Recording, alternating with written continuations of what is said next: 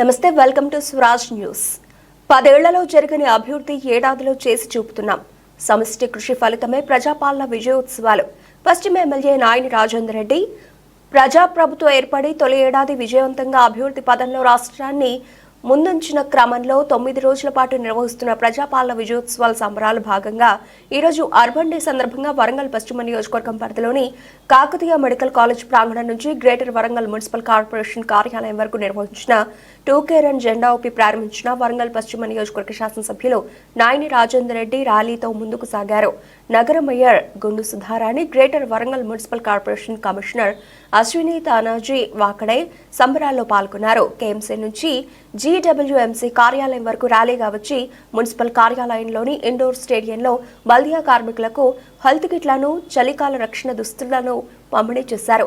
MLA నాయన మాట్లాడుతూ గడిచిన ఏడాది కాలంలో రాష్ట్రంలో హనుమకొండ జిల్లాలో వచ్చిన అభివృద్ధి మార్పును ప్రజలు గమనించాలని, 10 ఏళ్లుగా చేయలేని ఎన్నో అభివృద్ధి కార్యక్రమాలు ముఖ్యమంత్రి రేవంత్ రెడ్డి చేపట్టారని తెలిపారు.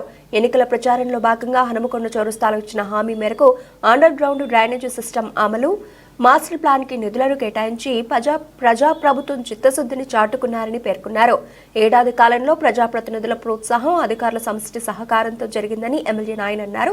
ఈ కార్యక్రమంలో కార్పొరేటర్లు దేవరకొండ విజయలక్ష్మి, సురేందర్, సయ్యద్ విజయశ్రీ, రాజాలి, మామిండ్ల రాజు, స్థానిక నాయకులు, మున్సిపల్ అధికారులు పాల్గొన్నారు.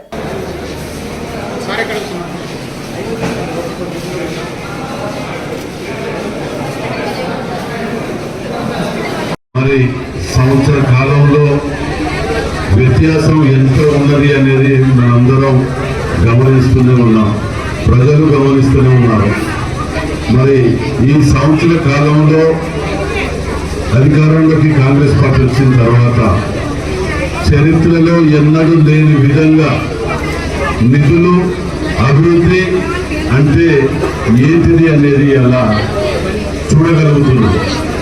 మరి ఈ మధ్య కాలంలో ముఖ్యమంత్రి గారు రివ్యూ మీటింగ్ వరంగల్కి వచ్చి పెట్టినప్పుడు, గతంలో ఎలక్షన్లప్పుడు హనుమకొండ చౌరస్తాలో మాట ఇచ్చి మడమ తిప్పుకున్నటువంటి నాయకుడు మన ముఖ్యమంత్రి రేవంత్ రెడ్డి గారు మాట నిలబెట్టుకొని ఇప్పటి వరకు మేయర్ గారు చెప్పినట్టు ఎన్ని అంటే రాబోయే రోజులలో కొత్త వరంగల్ని, చరిత్రలో లేనటువంటి వరంగల్ని మనం చూడబోతున్నాం.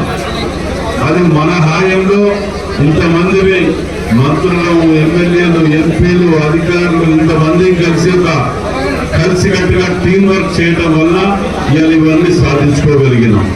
మరి ముఖ్యమంత్రి గారికి ప్రత్యేక దృష్టి వరంగల్ మీద. నిజంగా చెప్పాలంటే వారి నియోజకవర్గంలో కూడా అది పెట్టుకోలే కావచ్చు నిధులు. మరి వరంగల్ జిల్లా ప్రజలు వారికి ఎప్పటికీ రుణపడి ఉంటాడు మనం చేస్తూ. మరి ఈ విజయోత్సవ సందర్భంగా పాల్గొన్న ప్రతి ఒక్కరికి శుభాకాంక్షలు తెలియవలసిన